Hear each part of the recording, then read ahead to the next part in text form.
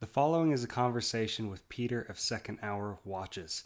I wanted to do a video with another Microbrand owner. This is something I plan to do in the future to give you an overview of our perspective as an owner. I also wanted to introduce you to other brand owners that I think are doing an exemplary job in the market of microbrands.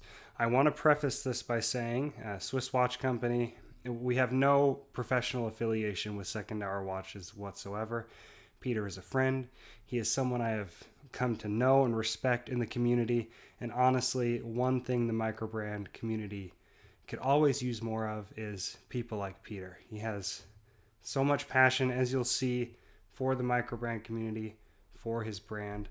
And if more brands like him came into the space, it would be better for all of us. Also, Peter will be launching a Kickstarter campaign at the time this video is posted. I believe it will be tomorrow for the Mandala. I will be posting a link to that in the description. His work is something I've come to respect. I personally will be backing it, and I think it'd be something worth checking out for all of you. So the audio is not the best in the video. We have a lot to improve on, and we will be improving on that going forward. But it's a longer conversation, but before you strap in, grab a snack, grab a drink, and enjoy the conversation.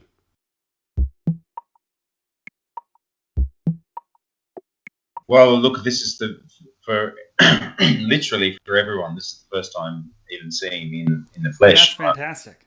I'm not known for being someone who likes to be in front of the camera. In fact, the opposite is true. I'm very uncomfortable. Video. Obviously, I have to do video chats a lot for work, but that sometimes requires me to lead many people. That's my day job, which hopefully this year will see coming to an end permanently.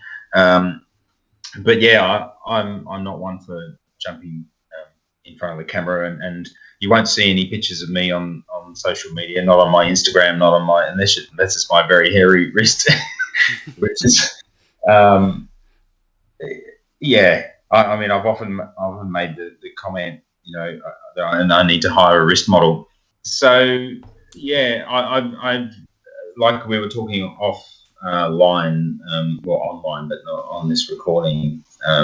But I've long been a bit of a skeptic of social media, not from the sense of I can see it's a useful business tool, and I can see in many cases it's useful for people to connect.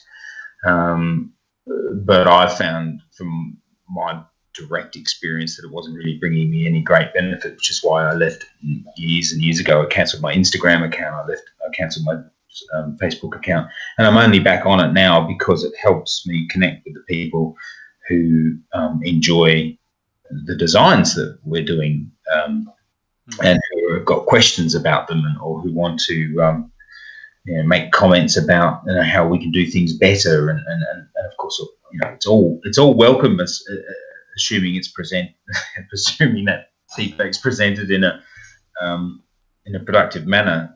Obviously, we know that there are some passionate supporters out there who, or sometimes detractors rather than supporters, who like to present their points of view in quite robust manner. The concept of a robust discussion, but it's not a discussion. It's just usually them ejecting some fairly stern words regarding some aspect of what you've spent a year putting together, only to sort of disappear into the ether, or when as I see often happens, when responded to in a courteous manner, often take a couple of steps back and take a very different perspective once they see that there's actually someone behind it. I think that's the great benefit of what this conversation is that allowing people to see that actually there's someone behind Second Hour Watches, and it's someone who is passionate about the things that they're passionate about. And I think those kinds of passions for me are about quality, and about I'm not breaking loads of new ground with my designs, although I like to create points of differentiation. I like to be able to give people something new. I know that you're as passionate as I am about the need to inject something personal and into the space, and be able to step away from the endless barrage of homage designs, and give something meaningful back to the people who are really longing. The people are longing for something, and you see it again in those Facebook groups. That's where it's all borne out. That if anyone dares to enter one of those groups and put up a design that that is too close to a whether it be a Seamaster or something from one of the numerous designs of Rolex, and unless you're already an established microbrand and you've got tons of street cred in the microbrand community, you'll get torn to shreds. We know that there are some recent releases from brands like, shall I mention brands? I guess my reticence about mentioning brands is I don't want to come off as though I'm criticising, because I actually think they're very beautiful watches and executed extremely well. And I'm thinking here about the new Trasker Commuter, which is gorgeous watch, but we know those design cues.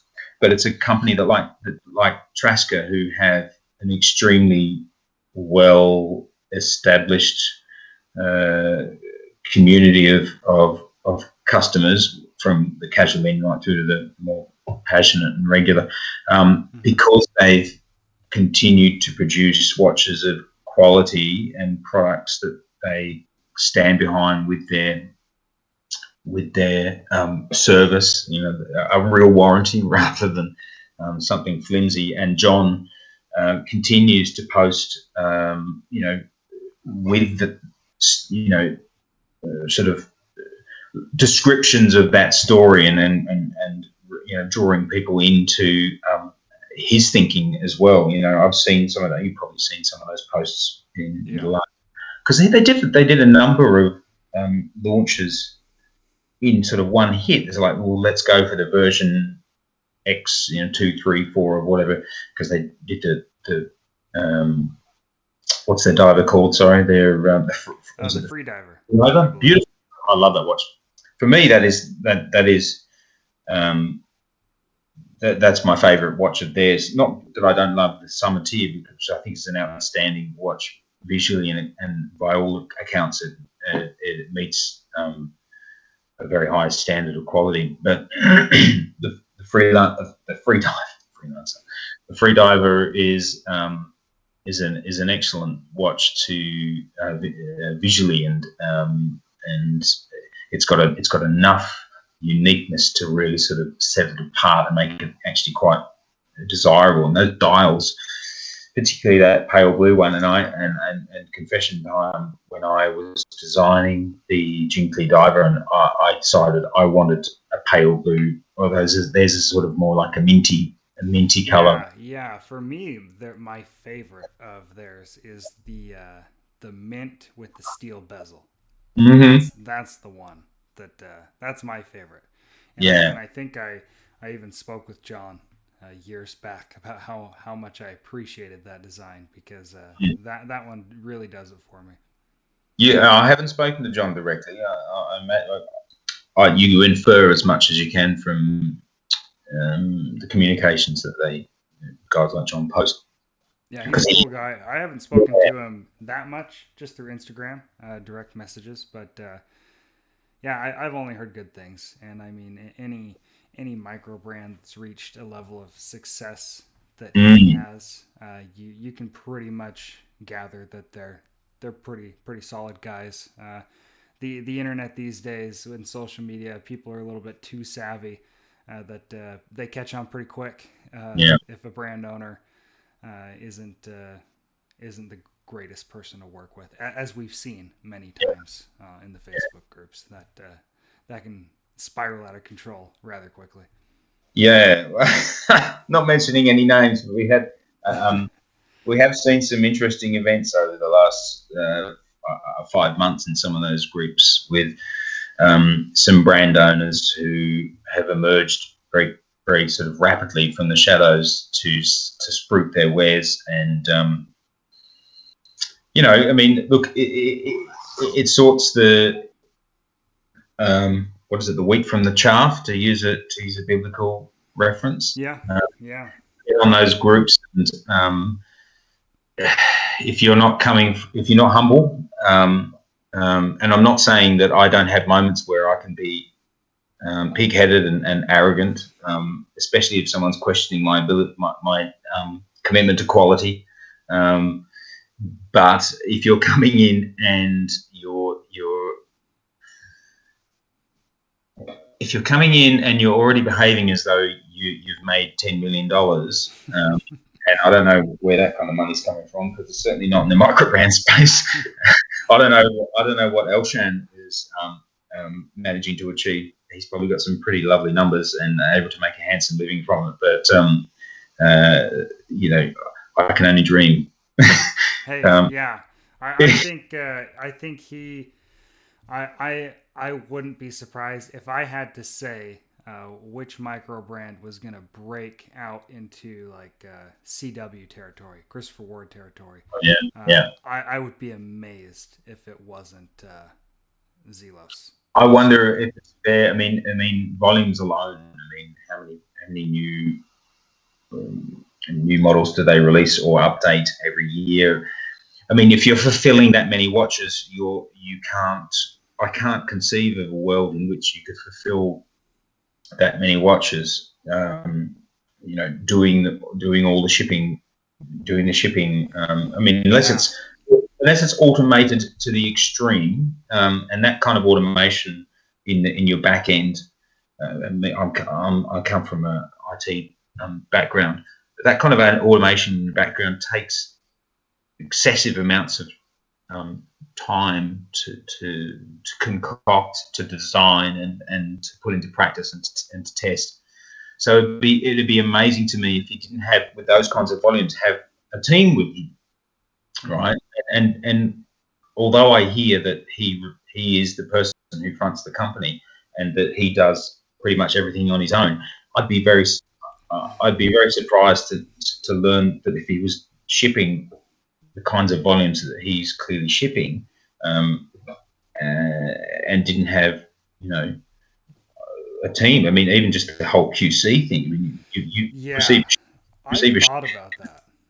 I mean, if he is shipping the amount of watches he's shipping on his own, and able to do it, then either he's actually inhuman, or I'm doing something very wrong, because we know involved.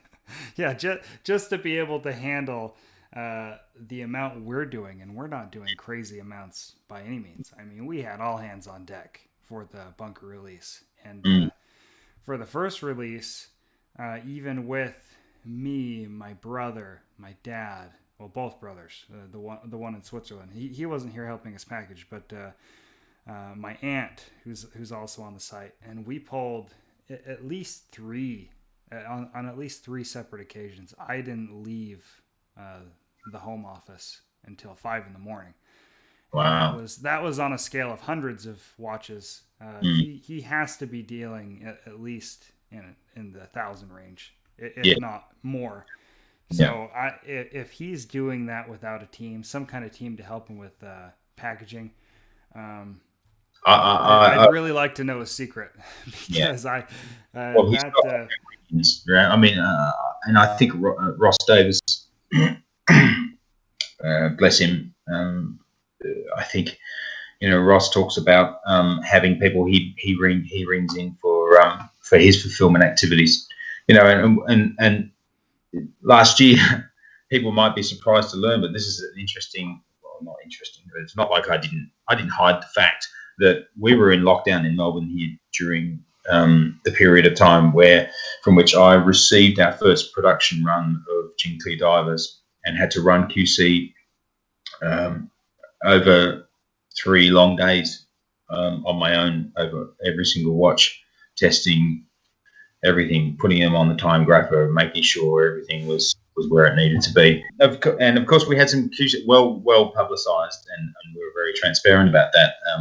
QC issues on those on that first batch relating to a blemish on the dial, and so that that kind of heartbreak of discovering those, but going through day to day to day, just where it's the end of winter, early spring here, cold days, still pretty dark, and just stuck in an office and just going and grinding it out every single day, and then you get into the actual fulfillment activities and making sure you've constantly got enough shipping supplies, everything from tape to boxes to packing peanuts to bubble wrap and what goes into that. And it would shock people, but it would shock people more if they had to then do that on their own. And I did that shipped that entire production run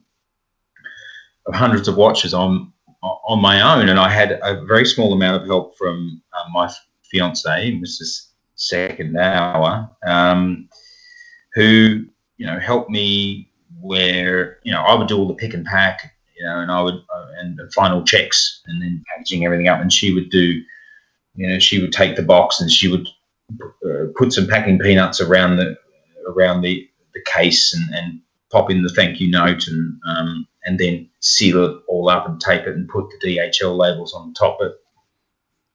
Even just getting, oh god, it would curl your toenails. Is it? What's the yeah? It's close enough, I think. Yeah, people knew to take Kickstarter data, right? So Kickstarter give you, as you would know, but many people may not, but Kickstarter give you a file so you can pull that, you can extract that from their website, and it's essentially basically a flat file, so everything is, there's no rationalization of the data in it. It's just a flat file of straight up information that you then have to take and break down into its component parts, clean it and prep it, and then convert it into a format that allows you to upload into DHL's website. And you have to do it in small batches, because if you do any more than, say, 20 to 25 at a time, and you get an error on just one of the fields in one of those records, it can disrupt the entire shipping file. Have you done that work before? Yeah. So, and this is something people will find interesting. Probably not surprising, but interesting. Kickstarter, it's great for creators up until the point those funds are collected. Once Kickstarter has their funds, you're on your own, essentially. The duty of fairness is ended.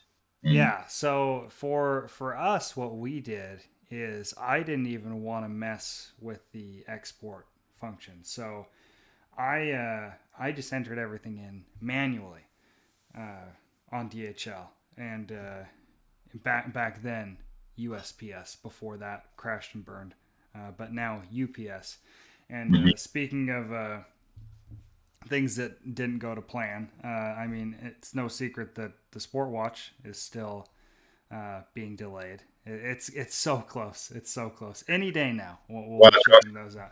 Dare I remind you that my Sport Watch is still in your Exactly. So this is something close to you.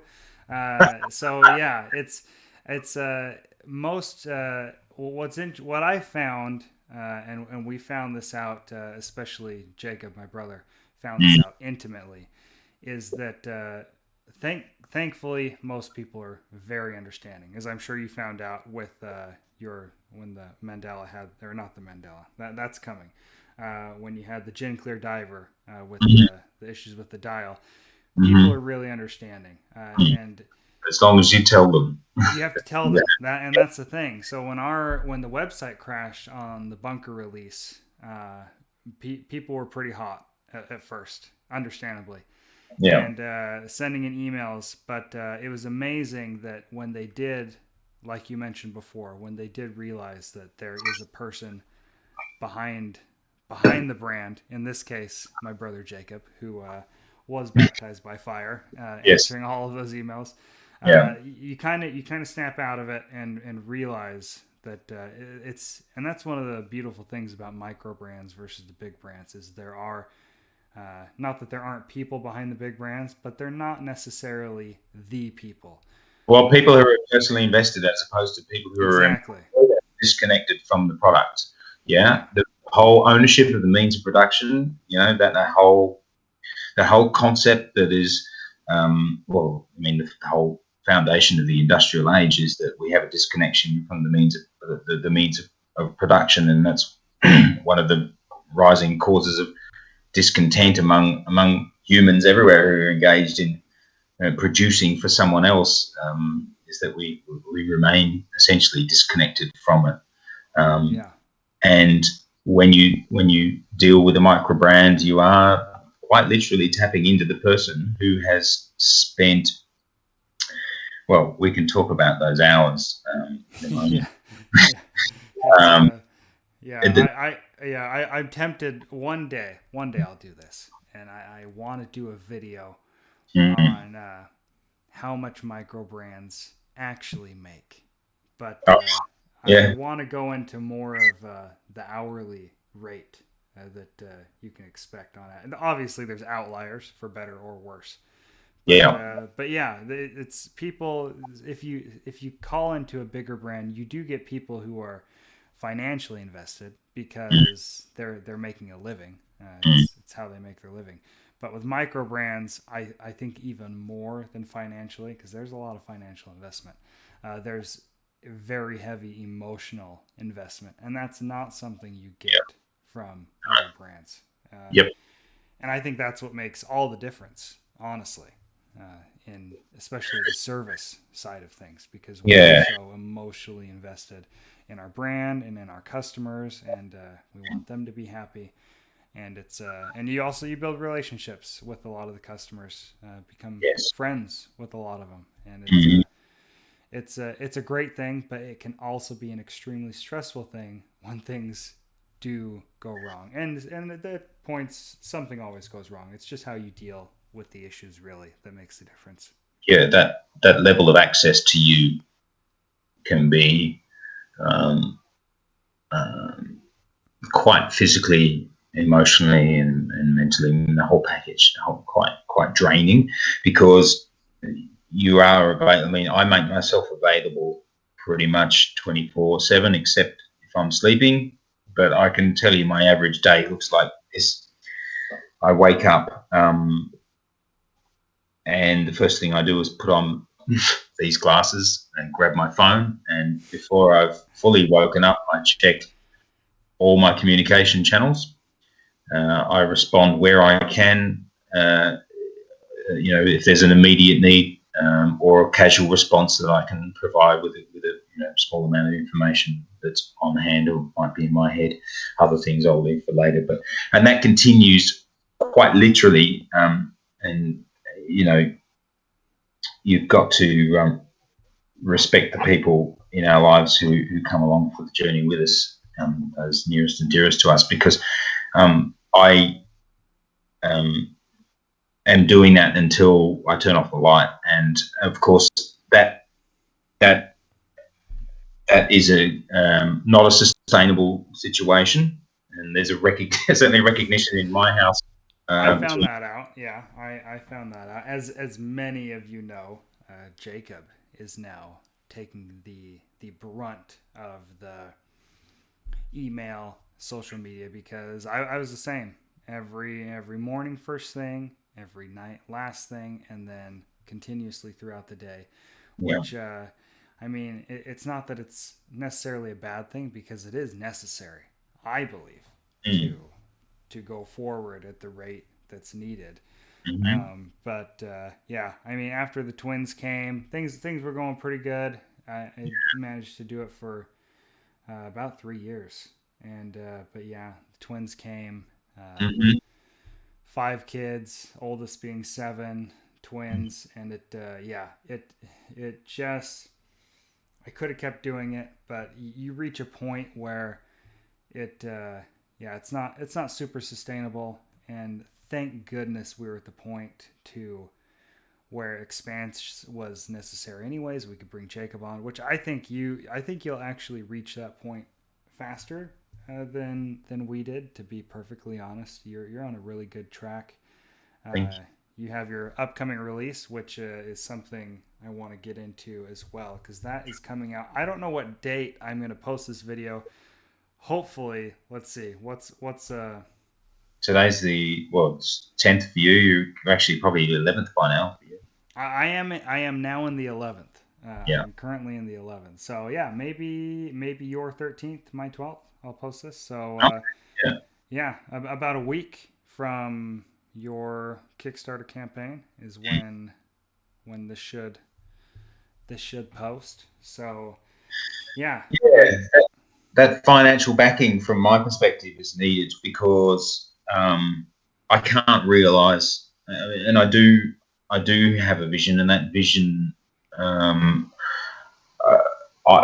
that vision involves being able to mass produce. I mean, even the first tentative steps of that vision involve being able to mass produce from my capital. I don't want to have to go out to source capital from a bank, B, an investment firm of some kind, C, a relative. Not that I have any relatives who've got me anyway. But D, to Kickstarter. I don't want to have to return to Kickstarter, and we can talk.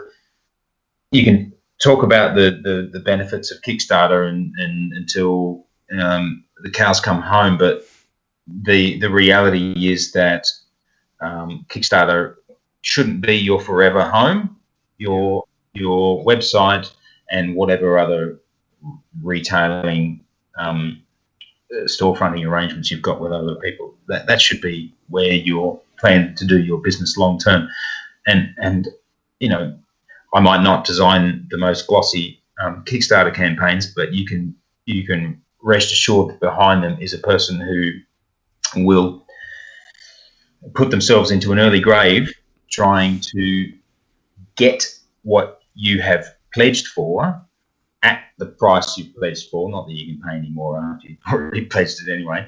But getting it to you either in the time that we've stated, or if not, then there better be a damn good reason why not, and getting it at the quality that I can look at and stand behind. I mean, and this is going off topic a bit, although I have no idea what the topic is in a rambling conversation. There's no such thing as off topic here, so yeah, go for it. I think the concept of quality is one that drives, it keeps me up at night, and no doubt Stephen can attest to this because he's been involved in the industry for 30 years or something. I don't even know. Yeah. Is that when you receive a prototype, the very first round of a prototype, it is the very first attempt of that manufacturer to take your design, interpret it into a series of mathematical calculations of physical manifestations from color to shape to form, and having a combination of human hands and machinery interpret that. And when you get your first round prototype and you've got it in your hand and you go, well, hang on a minute, there's a small gap here between there's a small gap here in between the bloody lug and the head link. What that shouldn't be. Well, yeah, it shouldn't be. It shouldn't be in production. But what people don't understand is, especially when your marketing involves prototypes, because unless you've got the money to go and do the mass production up front and then hope to God that your marketing results in sales, then you're like me and most likely like you for the foreseeable future, is that you haven't done your mass production. You've created the best prototype you can do. And so you've created this prototype and you're showing it to people. whether that's a reviewer, and of course they're going to find, oh, hang on a minute, there's a speck of dust on the dial there, or hang on a minute, there's a slight deformation in link 2, or or there's a slight gap between it, or the brushing isn't consistent. I think, yeah, those things actually happen because we're living in a real world, because the translation from vision to the manifestation of your vision in physical form, there are so many steps involved. There are, particularly if you're really obsessed with doing it right. The giant stride, our next model after Mandala, is a classic example. We made it first time around not 2 years ago, but not that far off, probably about 20 months ago. And then we remade the dials to make a few subtle changes and increase the loom. And then we remade the whole watch again. And then we got those, and we just found there were just a few imperfections that should no longer have been there at that point, because that whole thing about iterative design and iterative prototyping is that you're each step through, you're progressively perfecting and getting, hopefully, if you've got the right partners, getting closer to that realization and that vision. But with the giant stride, we got to 3 rounds of dials and 2 rounds of complete prototypes, and we still weren't where we needed to be, and we had a bad breakup with the maker of those, and they're now being remade for, I suppose, even you would call it the 4th time. And the costs behind this are extraordinary. We had a little cutout. My camera died, so we are back with the everything is working now. Minus I'm using my laptop now. Where did we get to? So I think you were mentioning the giant stride, the cost, and I think the cost is, people don't realize how much it costs. We've gone over this a bit in our videos, how much it costs to sample out pieces, not just the cost but the time to make changes, and if you can get, it's really good if you can get a sample to about 95% of the quality of a production unit. What people don't realize is how much that extra 5% makes a difference. You say 95% and you expect near production quality, but that extra 5%, it's a noticeable difference. So, like you said, it's something. It makes things difficult, but it is somewhat of a necessity, because to do a full production run, let's say you do 300 to 500 pieces, which is standard for microbrands, the amount of capital it takes to do that, to have that done, and then have those watches arrive, and then start promoting the piece.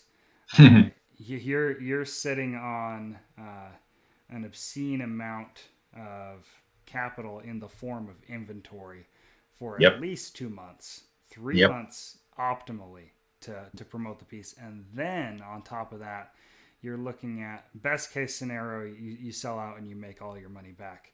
But the standard would be to sit on that inventory and sell it out over a matter of months. So it's extremely risky, and most microbrands, almost all microbrands, are not equipped to do that at this point. And the question lies in how do you get to that point? We all know, obviously, that it's very expensive to produce an entire production run from a self-direct funded style model. But how do you get to the point where you can do that unless you have private equity, or I don't know. I mean, Kickstarter is a happy medium. certainly in the initial phase. But make no mistake, Kickstarter take their pound of flesh, and Yeah. and they offer very little in return, as we talked about earlier. After sales service from Kickstarter is pretty light on the ground. That's why we have teams like BackerKit, although I don't work with them because I prefer not to spend any more of my money than is absolutely necessary. I get the watches made and get them delivered, right, and hopefully use some of that money for prototyping the next rounds of watches and servicing customers who have experienced an issue with their watches. Because if anyone thinks that you can make hundreds and hundreds of watches and somehow escape a QC issue that leads to a customer contacting you very upset and you having to assure them that these things are rare, which hopefully they are, unless you've had the watches produced by some of the companies that I could mention but won't, who and unless you've got incredible quality in your watches, and that which means you've spent an inordinate amount of money getting the watches made, and obviously either your margins are razor thin or your prices are incredibly high.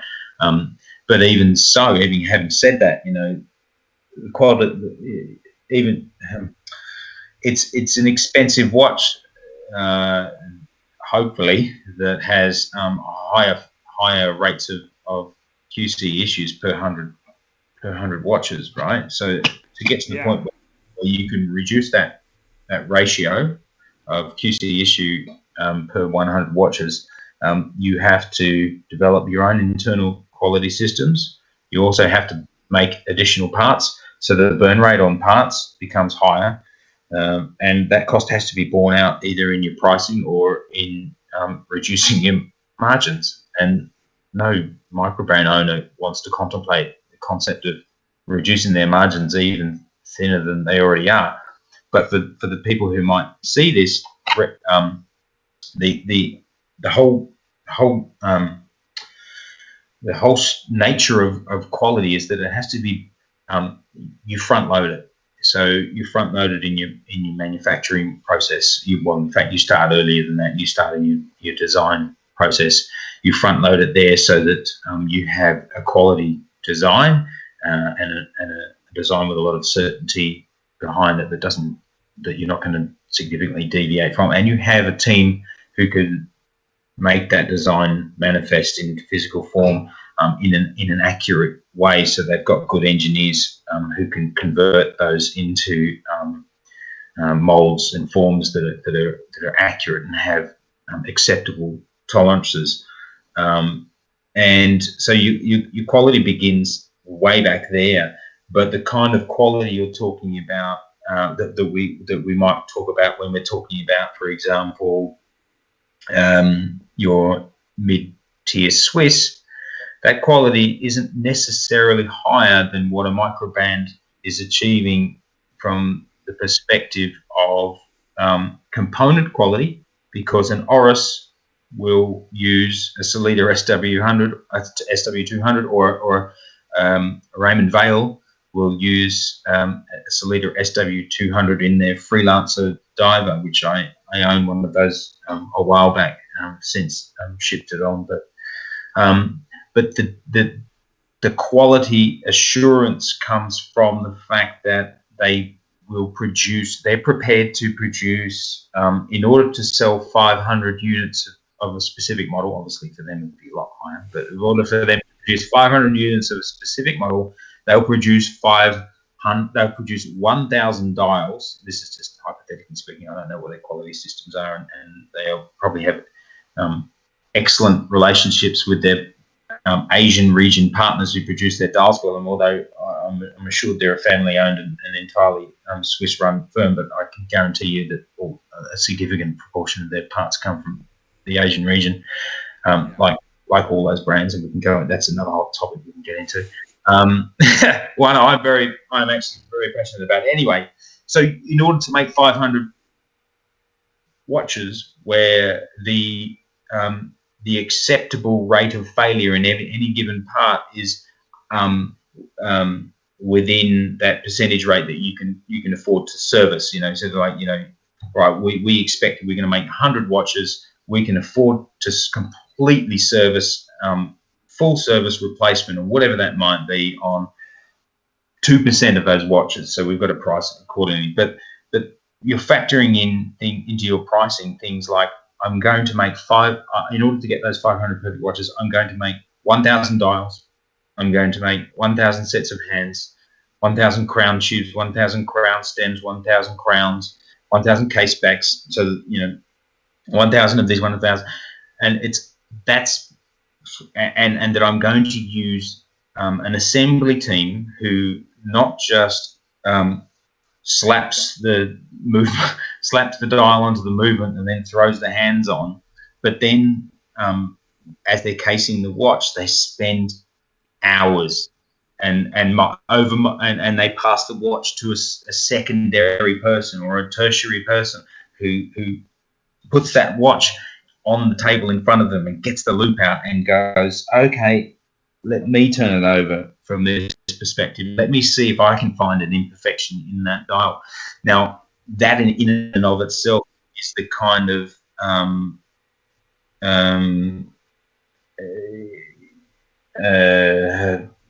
that in of itself is the kind of cost influencing activity that people need to understand, is that when they're complaining about a tiny fleck of dust on the hand of a microbrand, and not to say that that's not a valid complaint, but you need to understand that even though that watch, which has the same specifications as a watch that costs $1,500 from Oris or a similar sort of tiered brand, the difference in it's not necessarily the parts that separates it. It's the endless hours sorting through parts and burning parts in order to, your scrap rates are just completely through the roof on those things, and they have penalty clauses in their contracts with those manufacturers, right? We don't have penalty clauses. Yeah.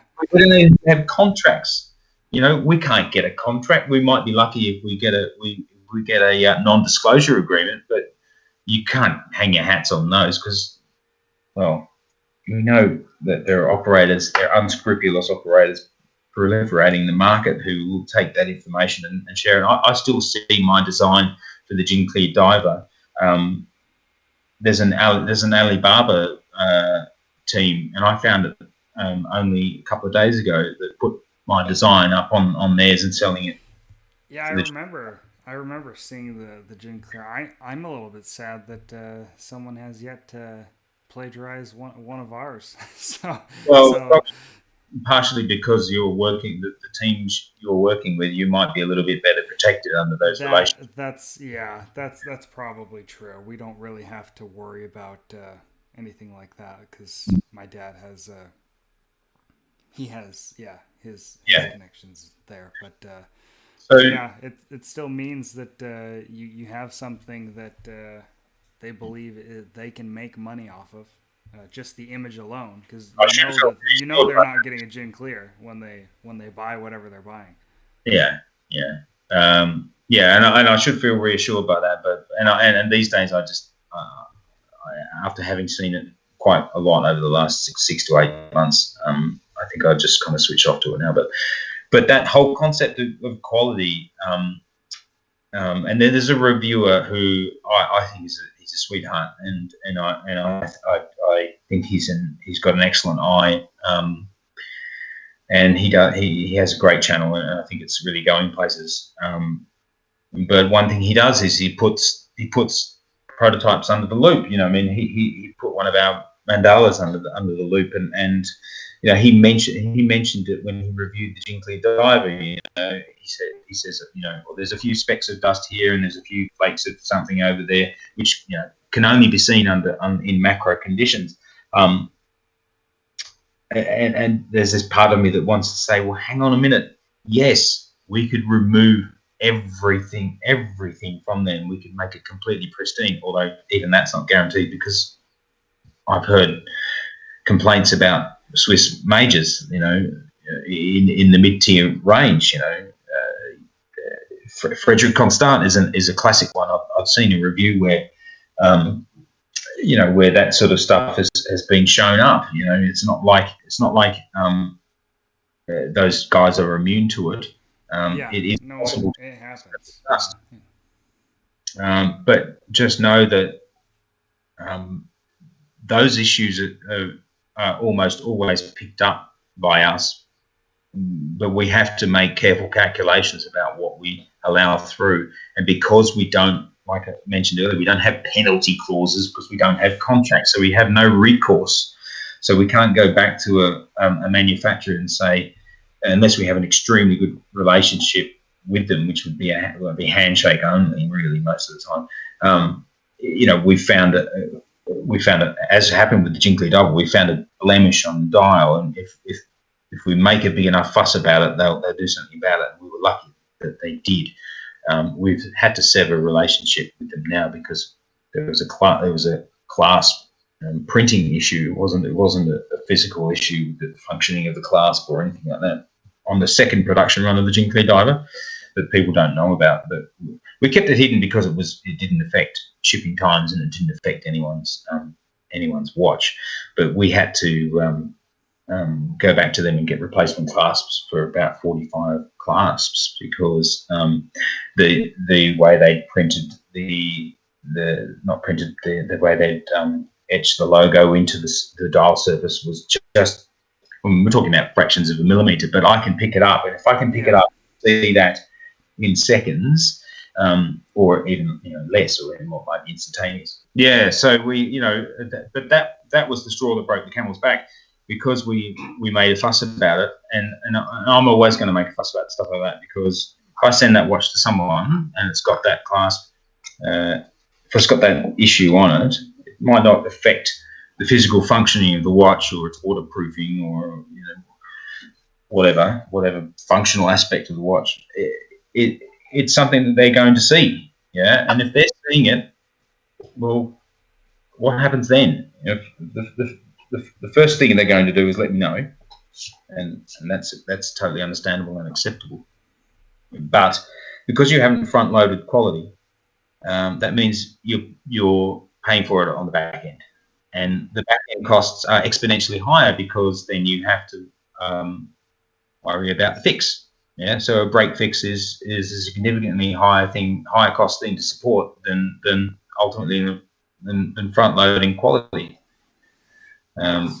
You might add a couple of cents, or even in worst case scenario, a couple of dollars to throw away a couple of bad clasps and replace them with a new one, or a dial. But if you have to service a customer for that watch that they've received, then look at that. I mean, that's horrendous. I've paid to ship watches home at my expense via DHL because I can't stand to have a customer pick up a watch of mine and look at it and go, you know what, I don't want to wear that today because I can't stop looking at that thing. Mm-hmm. Because I'm like that. Yeah. And shipping both ways. Luckily, here in the U.S., the majority of our customers are within the United States, so shipping isn't well, expensive. But imagine that way most of your customers are in the US and Australia. Yeah, so shipping with DHL or UPS, which we recently switched to because DHL is just so expensive. It's still even with UPS and the discounts we get through our account, shipping both ways is $100 easily. It's and yeah, well, like you said, if a customer has an issue, like you got to take care of it. So it's always better to take care of things up front. I mean, you saw another thing from our Kickstarter with the sport, the bracelet, the end link. Functionally, it was fine, but visually, just looked awful. So it's just better. I wasn't plugged into that particular issue. Was that a design issue or? No, it was that was one of the issues of not being able to travel to the location, the manufacturing location. Oh yeah, tell me about it. So that was a communication breakdown, which the pandemic has magnified immensely. Yeah. Just not being able to travel because our bracelets, and we don't make any secret of this, our bracelets are made not in Switzerland. They're made over in Asia. So it's it's it's really difficult to not being able to travel to the location because the Yeah. culture at a lot of these manufacturing places is to just say yes, Hmm. and you kind of you don't really fully know what's going on.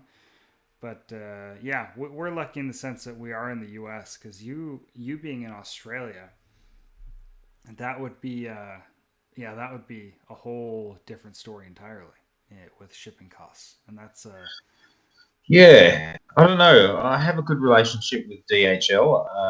My business account with them seems to afford me some pretty reasonable pricing. I mean, off the top of my head, um, I don't know. I'm not going to quote prices here because that's not going to be a benefit to anyone.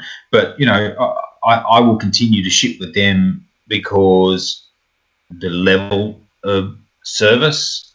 mm-hmm. Classic case in point, I've got a watch that's disappeared in the US because a customer insisted on having a standard using the standard shipping option. Now, I don't typically offer it, and certainly won't be offering it again in the future because of the headaches it's caused me. So we're using Australia Post, and their service level agreement from shipping things to the US is about 21 days. That's ludicrous. That's a So long time. what do you think a customer's going to do? They might have a tracking number, but this, after 15 days, if they haven't received a watch,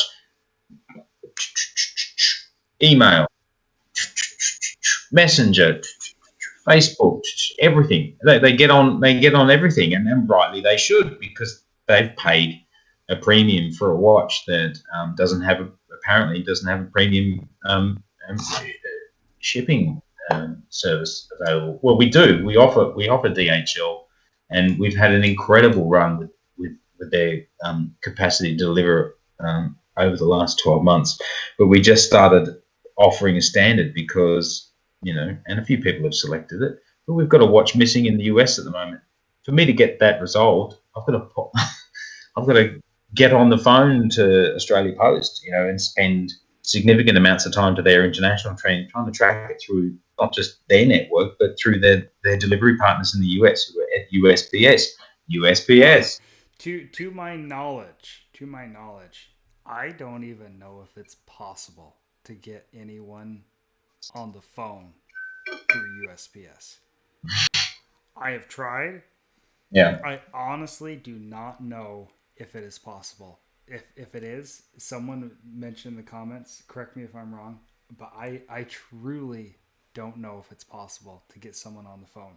Mm. We do for our straps. We do USPS first class. Those are the only things we feel okay shipping through the slow route because to ship anything faster would cost more than the straps cost, and it's straps. There's not a whole lot of not as much money invested in a watch. Yeah, we refuse for the watches just because, like you said, it's just too much can go wrong with that, and the tracking. Even if you do have tracking, it's pretty minimal and not super trustworthy. But yeah, we use UPS for all of our stateside, and I'll quote prices on DHL for us because they after the pandemic they really got us. But I think Well, the main reason, they jacked up their prices thanks to the yeah, pandemic. Mm. they did. Well, not only that, and this isn't to their fault, really. Because most of our customers are in the U.S., we don't have the volumes to uh, to justify them giving us a more reasonable discount. So for us to send a watch to, for example, the UK from here, Yeah. I think the lowest price I could get quoted right now is $74, $74 USD.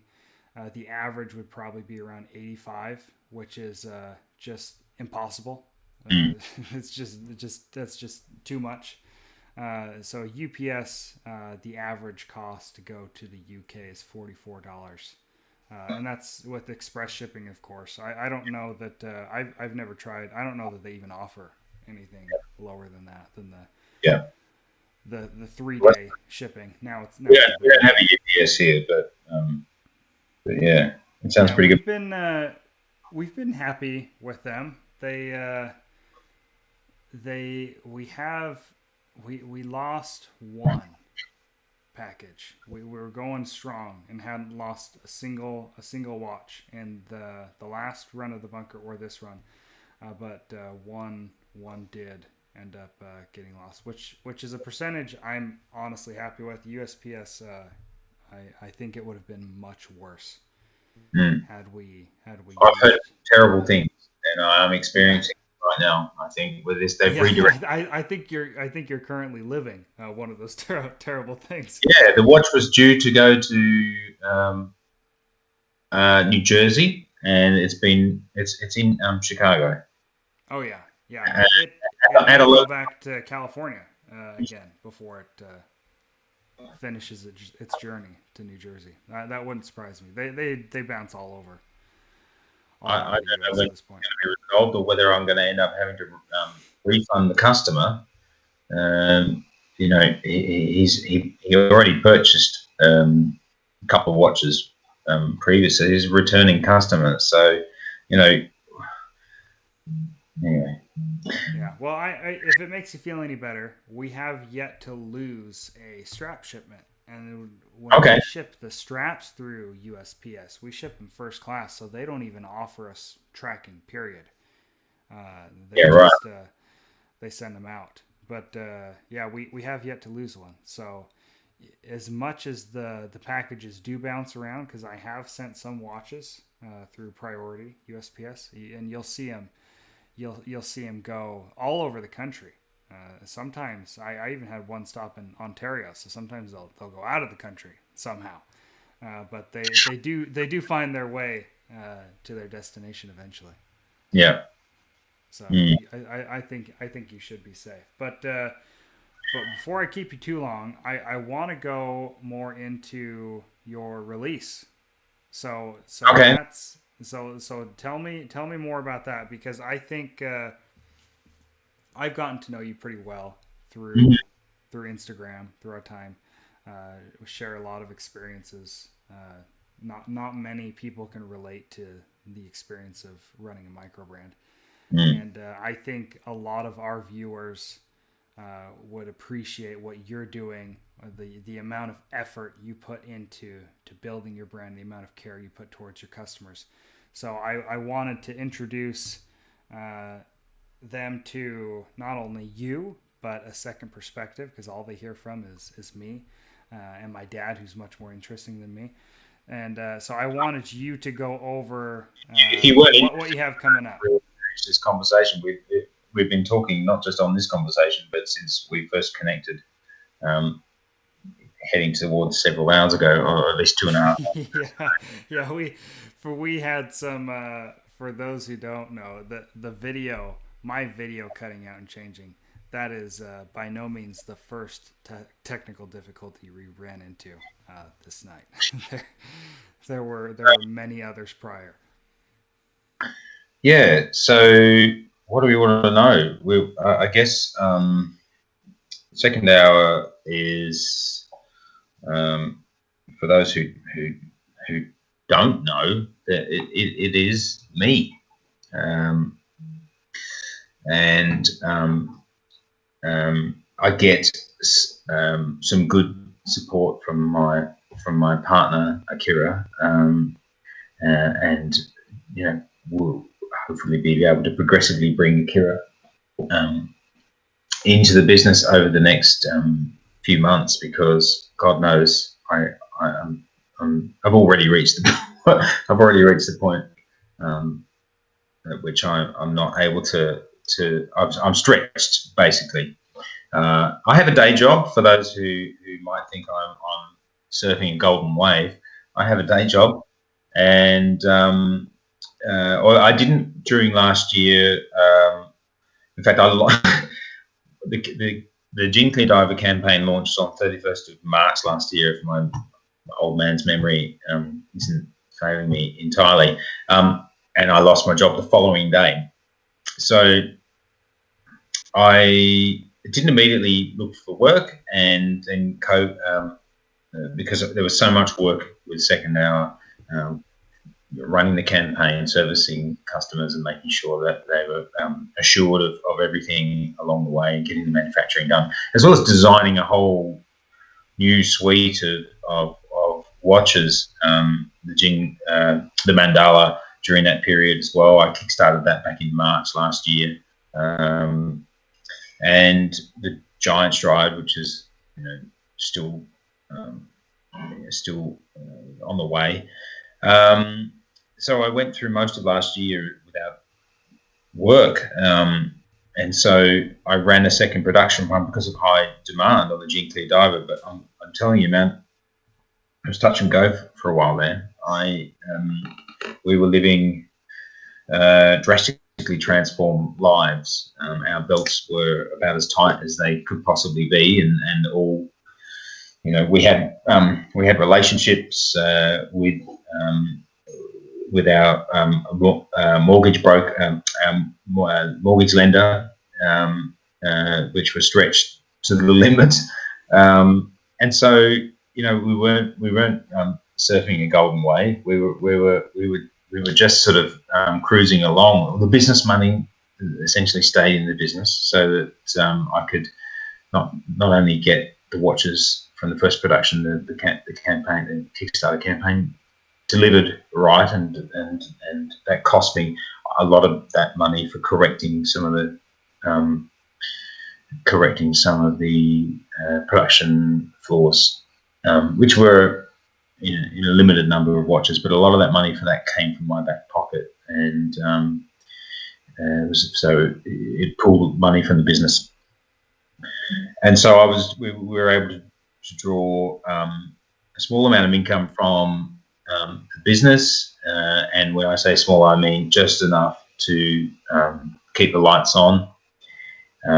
So that got us through to the second production run, and then the second production run happened, and then that we made enough from that to pay, because you with these production runs, what people probably don't know is you in most cases you pay a deposit to kickstart the production, and then you pay the balance on the completion, and that completion is usually evidence provided by manufacturing partners that the work has been done, and so there's quite a lot of trust involved in that. But we had done it for the first production run, so we had enough from the second production run to pay for the second production run, and then to continue to sort of drip feed sell the remaining units, which is all they're all gone now. We've got like a couple left now. Fortunately, though, and out of necessity, I got a call from a previous company I worked for before, and they wanted me to return to do a project that an IT transformation project that I've been previously working on, and so I've come back in and I've been helping them with that for near on 2 months, almost 2 months now, and that's obviously brought things back into the black rather than well, they weren't in black before, but brought things back into a much more comfortable state, certainly from a living standards perspective. I'm driven, and as I'm sure many microbrand owners can relate, I'm driven purely on passion at this stage, and we're bringing the Mandala to life with great hopes, the kind of hopes that we, I suppose, you would expect to see, but they are the kind of hopes that if we don't get the kind of response from people that we're hoping we will, and we've been working towards getting for the Mandala, then we're going to end up in a situation where we may have to return to Kickstarter. Now, obviously, we don't want to do that because it's not an ideal model. Um, yeah, reputationally, Kickstarter is associated with some somewhat negative stereotypes and or negative history, and rightly so. There have been some abusers on there, Mm-hmm. and the string of failed projects on there recently seems to be quite a bit of a wake up call. I think the last 5 months I've seen more failures to fund on there than I have ever seen, and I've been Yeah. quite a close monitor of Kickstarter for a couple of years, 2 or 3 years now. Since it became of interest to me from a company perspective. So I think there's a precedent there for success. If you look at the Gene Clear dive, but there's also a precedent there for concern because of some recent shortcomings in some projects that are quite surprisingly failed to launch, or not failed to launch, but failed to fund. But as with all those things, Josh, you can put that together. If you look under the hood, you can see why. Yeah. And that's what I did when I was putting together the Gene Clear Diver campaign. For a period of about 6 months, I scoured every single Kickstarter project related to watches that I could get my hands on, and I studied every single one. And that's what it takes for those people who have no conception of what's involved, and for those people who might be thinking of starting their own brand, or for those people who started their own brand and maybe launched on Kickstarter and it didn't get up. That's some soul destroying stuff right there, because that's whether or not it funded is no measure of how passionate you were or how much you really needed this to be a success. And my heart goes out to anybody who's tried to do a Kickstarter campaign and it hasn't worked out for them. But we all love those success stories of someone who's tried it, didn't get the success they were looking for, but then comes back and goes, "What didn't I do right?" And I actually have seen one or two of those recently, and it does fill me with a sort of a sense of hope to see those kinds of projects getting up where they had a crack at it first time around, but it didn't work, and then they've gone back and they've gone back to places like those those Facebook groups, where all the magic happens, where there's so much experience of people who are campaign veterans. There's not just brand owners, of course. There's that, but the people who've launched campaigns. Sorry, the people who've backed numerous campaigns, and some of them have backed 15, 20 campaigns, and those super backers. yeah. And so, for those people who are looking to know what it takes, study what has come before. Don't just look at who's succeeded. In fact, spend more time working out those people who didn't fund, working out why they didn't fund. I can't actually say that strongly enough. If you want to find out how to get yours up, work out. First of all, there is a reusable, recyclable pattern that you can apply to your project to almost design and manufacturing quality aside, but almost guarantee success. And do you know where I learned that from? I'll let you guess. I'm guessing from the way something's gonna. Well, I think, like you said, I looking learned, at things that fail are better than succeed, because there's a lot of luck involved yeah, in succeeding sometimes, but not so much in failing. Usually, there's a distinct reason why something doesn't make it. yeah. But I'm sure he'll never watch this But um, if he ever does, you know, may he know that he launched a ship is Ross Davis, right? Ross, for those who don't know, obviously heads up Hampton Watches, and we're not. I don't want to talk about the kind of personal challenges that Ross has been going through lately because they're none of my business, and they're between him and his family and his supporters. Obviously, they need to, in many cases, take a chill pill and just let go of let go of of holding to getting what they paid for and just and step away and let this man do what he needs to in his life because there are things you know we've all got parents and we all know that eventually they're going to run out of steam in various ways. We know that Ross, that's what he's dealing with, and some of those ways that can be quite messy. And I think that's and Ross has got to unpack that and bring it back or not or step away entirely. But he has published an enormous amount of free resources. I don't know if you're familiar with it, but you can find little articles littered through his website. I think it's called Ross Davis. Yes, yeah, yeah. I've looked at that before. Yeah, and he does have great because his campaign was the first that I can remember, the first real like knocked out of the park success Oh, for a microbrand because you had other campaigns that went nuts, but I don't know that I would really consider them to be micro brands in the sense that what we consider micro brands. So his was the first I really remember. I remember his first one discovered the going form, off. and to our great benefit, and to anyone who's watching this who's thinking about um, doing this, turn back now. No, go and look at what Ross has done.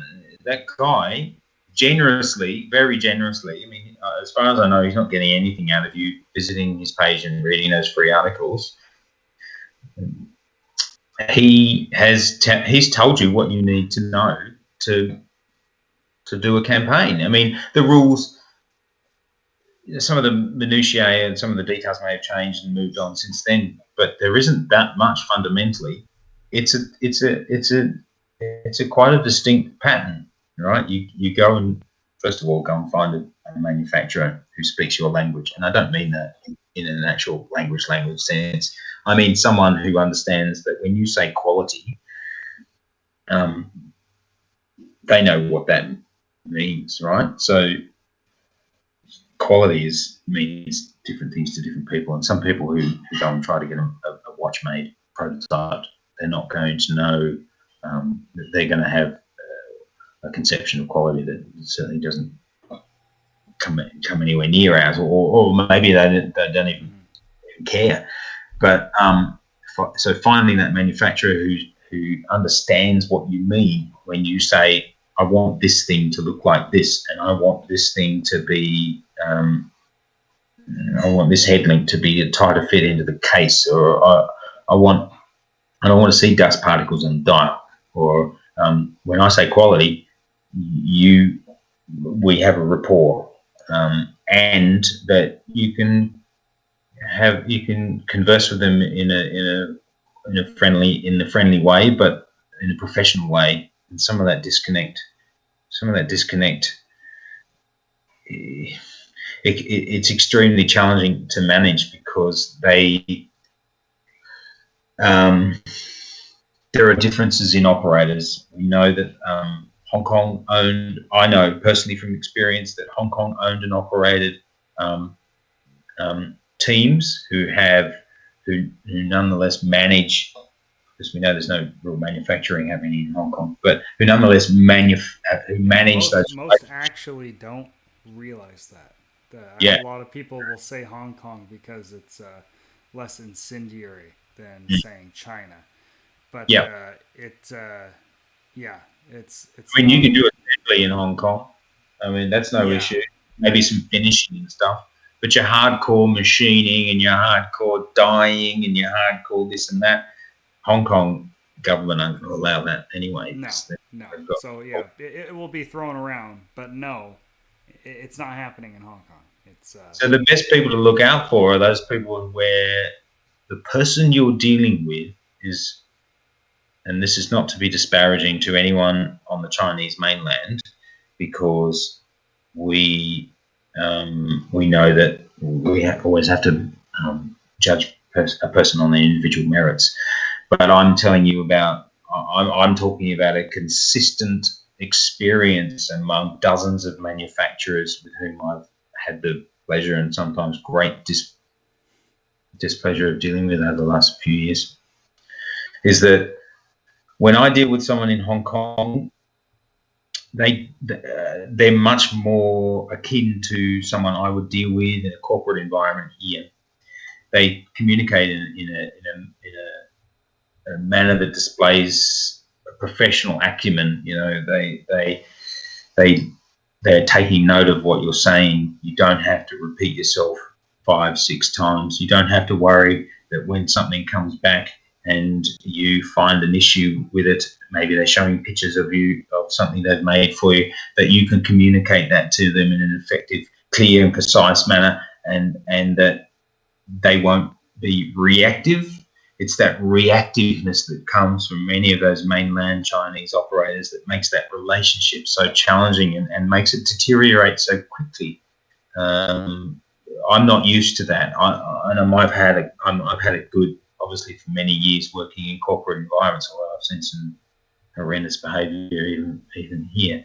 But for the most part, people treat each other with respect, and we have a way of speaking to each other that means that we can get what we need to done with the minimum of fuss without sort of stepping on each other's emotions, you know.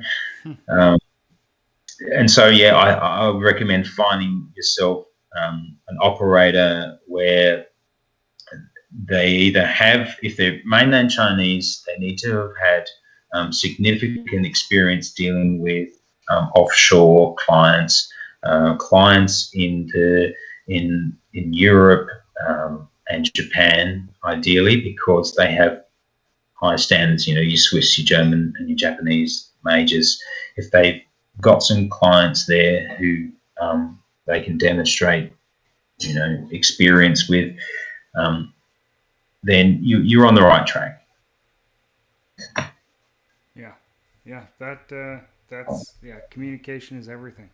Communication is critical. That relationships is just the whole basis of the whole thing. Way forward, you can't find a way forward.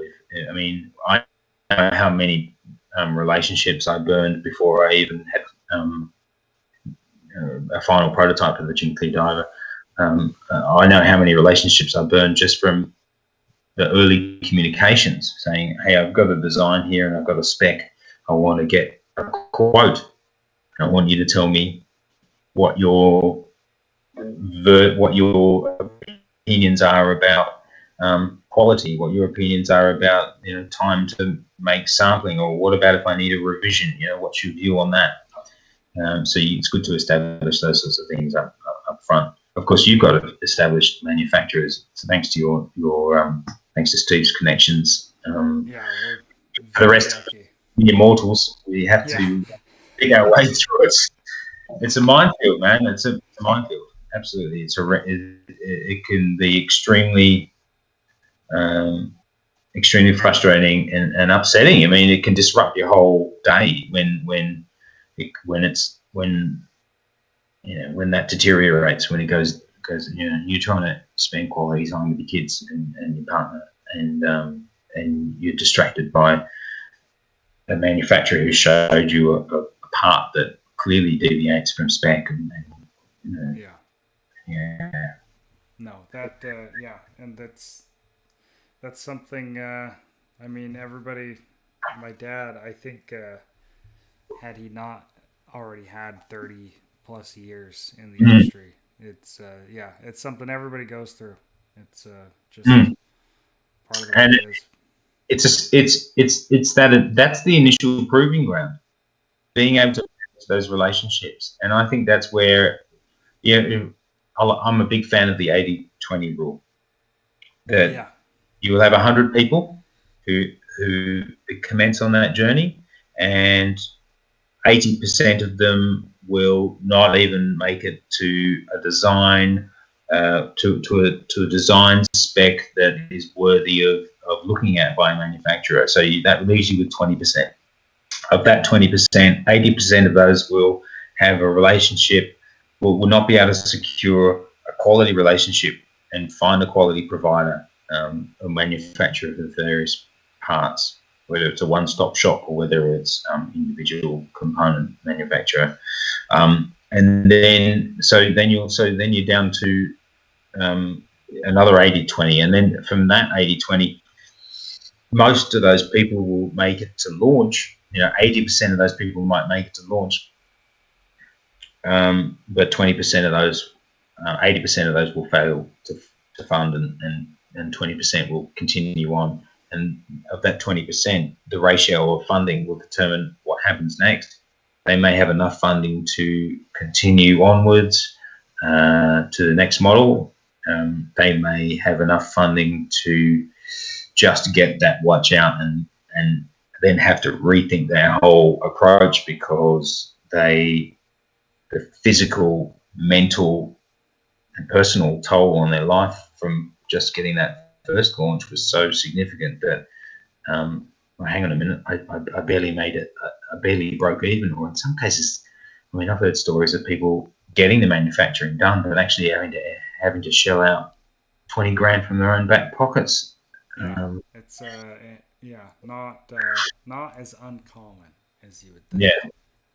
I feel like you will definitely be part of the 20%, the 20% of the 20% of the 20%, and so on and so on.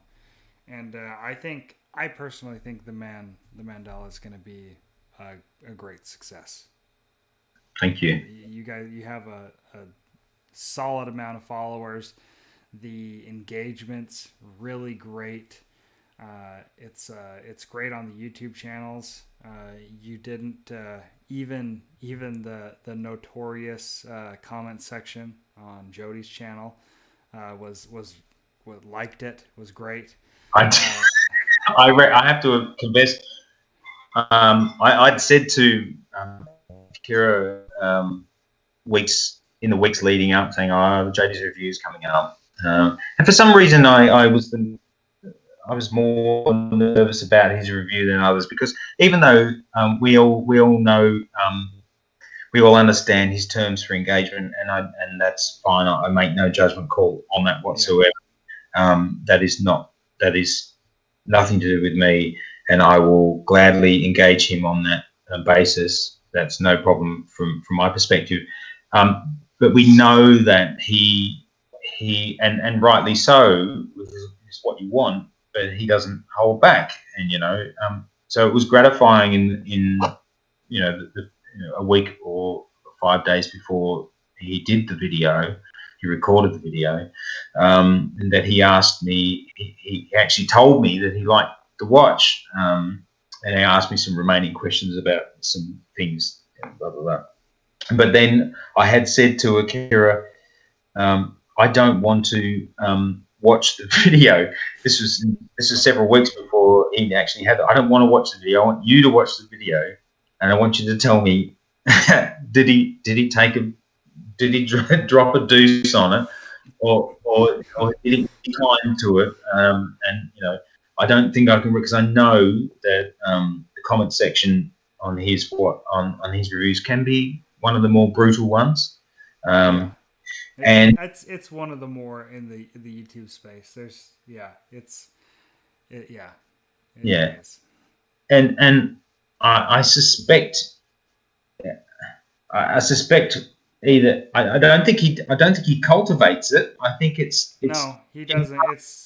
it's part It's due to the end of the spectrum of the pricing tiers that he operates in, and it's funny to hear other brand operators, because I talk to other talked to other brand owners, that the harshest comments seem to come on the cheapest watches. So, Mm-hmm.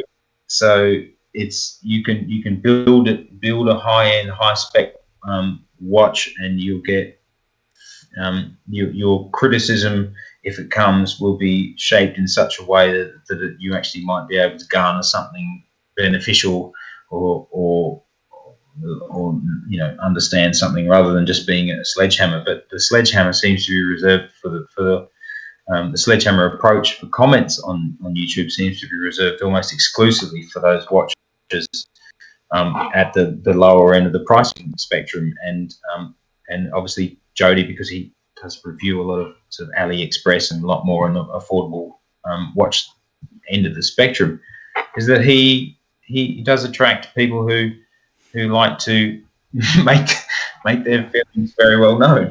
And Yeah. And yeah, some of the comments are they're pretty clever. mm, Uh, they'll keep you up at night, but they're clever. yeah, look, one of the most liked negative comments on that mandala review was the one about the font of the word mandala. Oh Um, yeah. and that's and it's not news to me, because it happened. I got assaulted on a Facebook on a Facebook forum for much the same thing, right? And we talked about this offline before we started the conversation. That someone came on to my Instagram very, very recently, i.e., a few hours ago, and decided they were going to let me know that I'd made a fatal error by using that particular font. And you know what? I, I understand, but if I pick a font out of the Microsoft Word font list and pop it and use that instead, then I've kind of taken the easy way out. Yeah. And I think if you're going to love the watch, you're going to love the watch. And I think if you know what the name of the watch is, seeing Mandala on the dial and perhaps seeing it written in a font that is initially challenging to the eye, I trust that most people are just going to pardon it and say, Yeah. well, what, it's idiosyncratic, and there's no such thing as a perfect watch, is there? No, yeah. I mean, we've gone through the ringer for our brand name being on the dial and the Yeah, logo. It's finally starting to die down, but yeah, we really ran the gambit our first year, yeah, especially in the YouTube comments for yeah. being Swiss watch company. I honestly think a lot of the problem came from people not realizing we really are a Swiss company. Yes. Uh, if not, we're paying taxes in Switzerland for no reason. But I think a lot of people just really thought we were just this What's that micro Swiss brand that accent? popped up and yeah, slapped the name on there, which happens. To be fair, it seems to happen a lot. People trying to be Italian brands that aren't really. Oh, But oh yeah. it's And I there's a think that revolving was the door issue. of Italian brands none of whom have actually registered businesses in Italy. Yeah, yeah. I think that's what people thought was going on because it's died down significantly. We it used to be the only thing we heard about to the point where we didn't know. Like we wanted to get feedback to improve on our designs, but that was the only thing we heard about. And with the way Swiss laws are set up around our trademark and our license, it's not as easy to change the name as one would think, especially Mm. when we've had legal run-ins with IWC in the past when we got the trademark. But thankfully, that has died down. But I think the way you have your name and font set up, I would have never that would have never even been on my radar. No, and look, and that's it. I mean, that's. Um, I think if you're going to criticize the watch on that, then you didn't actually like the watch to start with. So if you're looking, Yeah, you go by that 80-20 rule, right? So 80% of people may like the watch enough. I'm not saying enough to buy it, but I mean, 80% of the people don't have any glaring criticisms of the watch. It's like, oh, okay, it's a nice enough watch. 20% of those people will not like the watch. Well, of that 20%, 80% of the people will just keep that level of dislike to themselves, and or yeah, make polite comment saying, "Oh, that's not for me." It seems all right, but it's not for me. But that 20% of that 20% will be the ones that make a comment, and that comment becomes almost viral, and viral comment, people latch onto it, and it's now one of the most popular comments in that review of Jodie's. And it's honestly, I'm now to the point where I actually find it amusing rather than upsetting, even though it's very tempting to take that personally. And I think it's, and I would say that to anyone who might be watching who is interested in starting a micro brand, is that you've got to develop thick skin very quickly. The amount of very personal attacks I've received over the last 12 months would surprise anyone. I mean, I can imagine anyone in the public eye, whether they be a politician, whether they be an actor or musician, the amount of negative energy directed in your path, and I take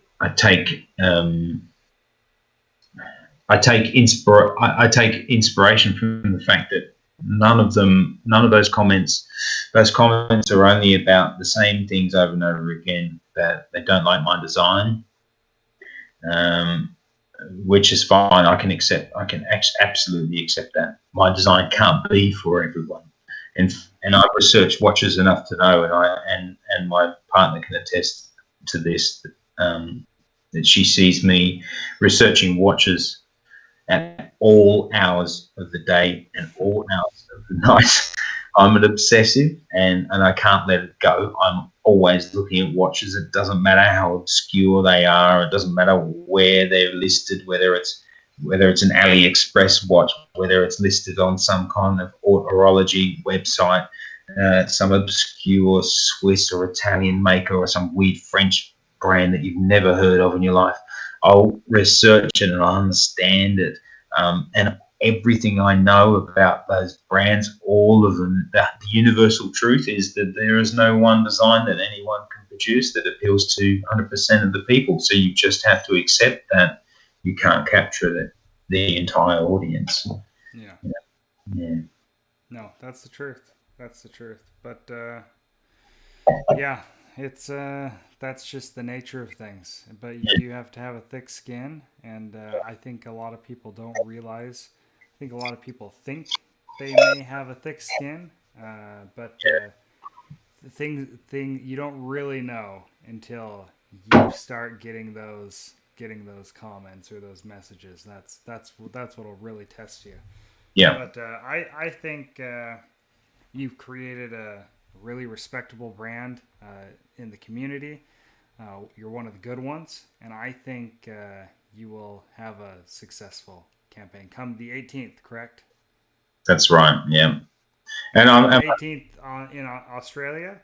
no, it's actually 18th worldwide. So it doesn't matter where you are in the world. It'll be different times of the day, but it will But still it be. will be the 18th. Yep. Which is inconvenient for our friends in New Zealand, and inconvenient for our friends in Los Angeles, and probably Vancouver by extension. However, for pretty much everyone else, it should be pretty good. I mean, even here in Melbourne, it's an 11:30 p.m. launch, which some of our more senior or supporters, of which I would be one, because I'm rapidly approaching my half century. They were going to have to have a bit of a late one, and that's okay.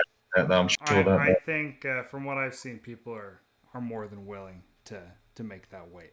So I'm excited for it. I personally plan on jumping in. I'll probably be awake regardless of what time it launches. So I'll be set there. Mm-hmm. But I've loved having you on the channel. We'll definitely need to do this again next time with far less technical difficulties. And we need a new medium or work out why this one isn't working for us. Yeah, I'm gonna try to figure it out. I probably won't, but I'm gonna try and see what was going on there. But I've loved having you on the channel. Hopefully, those of you watching enjoyed this, got to know Peter better and his brand, and yeah, we're all looking forward Really to. talk about the vanilla very much. I That's just fine. I mean, yeah. I imagine most of those watching will, if they're not already familiar, they'll be able to get caught up to speed pretty well. What they won't be able to do is get caught up to speed on you and your background, your passion for the brand. So that's really what I wanted to cover anyway. So Yeah, it, you got quite the editing job ahead of you because this has been one of the most rambling conversations in the history. it's nothing I won't be able to handle. Don't worry. If you could see our unedited videos for the channel, you'd be surprised how long some of those go. So They're such this masterpieces. will be It's hard to believe fine. they're out of the Oh box like no, they turn out pretty good considering the material we're working with. So we're happy with them. But yeah, thanks for being on, and yeah, we're looking forward to the release, Peter. Thank you, and I look forward to receiving my Swiss watch company sport watch. It will come. It will come. I can promise you that. Thank goodness for the other releases we've had that we've successfully been able to deliver, so people know we're actually running things. Well, that's exactly right. It's just been a real yeah, just one thing after the other, and Yeah. blaming everything on the pandemic, it's beating a dead horse. But I mean, I don't know what else we can do. Well, what happens to say the members of the Swatch group, the various companies there, when they hit upon similar circumstances? I mean, I guess the fundamental difference is that they're producing up front rather than Yeah, well, capitalizing from. they have the inverse problem right now, to where they have too much inventory at this point. The pandemic has created the opposite, to where they're just sitting on loads of inventory. Well, that's They good for can't me. they can't move. Exactly. Yeah, it's actually, I think, the reason it's helped microbrands kind of fill that gap. So Oh, shout out to Sergio from Dorenzo, who is releasing oh his yes, O4. Is it the I DRZ04? believe so. Sorry, I don't Yeah, know because he that up. But he's a sweetheart, and I just want to say, if he happens to hear this, or anyone who hears this, like Josh and like myself and like the people behind Swiss Watch Company, other than Josh, Sergio's a very passionate guy, and is very design focused, and but very committed to quality as well. And for anyone thinking about jumping on board his pre-order, I couldn't recommend that enough, because he'll get it done right. He's a guy who's got a vision for where he wants to go, and that's a company to watch out for. I mean, God knows they've already delivered three prime models, but and very well. So he's got he's got lots of runs on the board, as we like to say in Australia. and really amazing designs. I really Yeah, wow. appreciate the designs he's been I able to want come that up in with. white. It's Yeah, just, yeah. yeah, he's done some amazing stuff. I'm friends with him on Facebook, but I don't know that I've actually ever formally spoken with him. I hope he watches the channel. But yeah, that's another one to look out for. I really like his upcoming design. I'm with you on the white. In fact, he posted a shot on Facebook recently of the white dial in what looked like almost like a dry lake bed of white. But I'm thinking maybe it was flour. When I look at images like that, I think, how can I recreate that? Even though I have no prayer to ever do so, I try to think Well, of the how it was trick is done. having a professional sitting behind it, because I think he farmed that image out, but as you Yeah, should, if you can afford to. I would imagine so. If he's producing those kind of images in house, then that's Yeah. incredible. And one more shout out, Ian at the Keyless Works. Now, Ian, you've got to follow his Instagram at the Keyless Works. At the keyless works. So The Keyless Works. He would not. He not only has a great feed with. He's a very passionate watch enthusiast, and takes a great picture. But he's also moving more progressively into watch photography as a professional endeavor, and he did some pictures for us, and especially the ones he did of the salmon mandala. We've been posting them over the last several weeks. It's absolutely stunning. Yeah, I'm seeing. I'm on his page right now, and he is followed. Yeah, I'm seeing your pieces on here. Not only the